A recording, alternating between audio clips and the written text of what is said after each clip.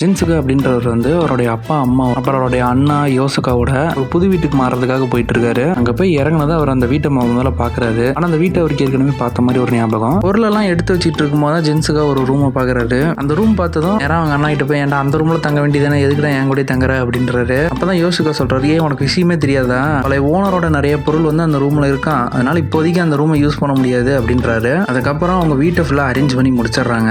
Night அவங்க எல்லாம் சாப்பிட்டுட்டு இருக்கும்போது திடீர்னு அவங்க தலைக்கு மேல ஏதோ சத்தம் கேக்குது. அவங்க எல்லாம் மழை பெய்யுது, இடி சத்தமா இருக்கும் அப்படின்றாங்க. ஆனா ஜின்சுகாக அந்த ரூம்ல இருந்தா சத்தம் வர மாதிரி இருக்கு. அதுக்கப்புறம் நைட்டு தூங்க போகும்போது ஜின்சுகா பாட்டு கேட்டுட்டு இருக்காரு.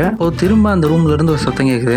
என்னடா இதுன்ட்டு அவர் நேரா போய் அந்த ரூம் ஓபன் பண்ணவே போறாரு. ஆனா அவர் அந்த ரூம் கரெக்டா திறக்க போற டைம்ல அவருடைய அண்ணா வந்து என்னடா பண்ணிட்டு இருக்கேன் அப்படின்னு கேக்குறாரு. எனக்கு அந்த ரூம்ல இருந்து ஏதோ சத்தம் கேக்குது அப்படின்றாரு. இவர் காதை வச்சு கேட்டுட்டு எனக்கு எதுவும் கேட்கலையே அப்படின்றாரு. இல்ல நான் கேட்டேன், எனக்கு சத்தம் கேட்டுது அப்படின்னு ஜின்சுகா சொல்றாரு. அவருடைய அண்ணா உனக்கு புதிய இடத்துக்கு வந்ததுனால அந்த மாதிரி இருக்கு, வா வேணா ஒரு வாக் போயிட்டு வரலாம் அப்படின்னு இழுத்துட்டு போறாரு. இவங்க அண்ணாவும் இவரும் கொஞ்சம் தூரம் நடந்து போயிட்டு வேடிக்கை பார்த்துட்டு இருக்காங்க. அப்ப இவங்களுடைய அப்பா இவங்க அண்ணாவுக்கு ஃபோன் பண்ணி எங்க இருக்கிறேன், நான் அவங்ககிட்ட ஒரு டாக்குமெண்ட் கேட்டலாம், அது எடுத்து கொடு அப்படின்றாரு. யோசிக்காவும் இந்த வரேன் அப்படின்னு சொல்லிட்டு கிளம்புறாரு. ஜின் நானும் வரேன் அப்படின்றாரு. அவங்க அண்ணா இல்ல நீ இருந்துட்டே வா அப்படின்றாரு. யோசிக்கா வீட்டுக்கு நடந்து போயிட்டு இருக்கும்போது யாராவது ஒரு அடிச்சு கடத்திட்டு போயிடுறாங்க.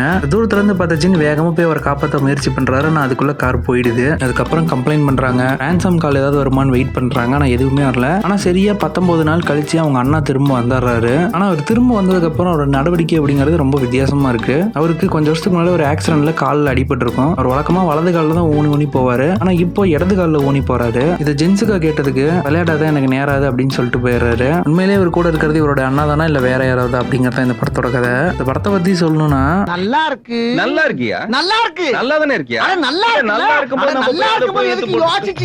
படம் உண்மையிலேயே நல்லா இருக்கு.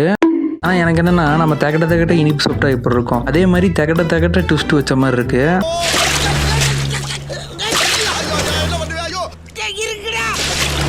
ஆனால் உண்மையிலே வந்து அந்த போலீஸ் ஸ்டேஷன் சீன்லாம் ரொம்பவே நல்லா இருந்துச்சு. Welcome to day 68 of 100 Days 100 Movie Challenge. இந்த படத்தை சஜஸ்ட் பண்ண ஸ்பேரோ ப்ரோ உங்களுக்கு ரொம்ப நன்றி. இந்த படத்தை ரைட் பண்ணி டைரக்ட் பண்ணது ஜாங் ஹாங் ஜுன். 2017 ரிலீஸ் ஆன south Korean mystery thriller film தான் ஃபர்காட்டன். இந்த படம் நெட்ஃபிளிக்ஸ்ல இருக்கு. டைம் இருந்தால் மறக்காம செக் பண்ணி பாருங்க.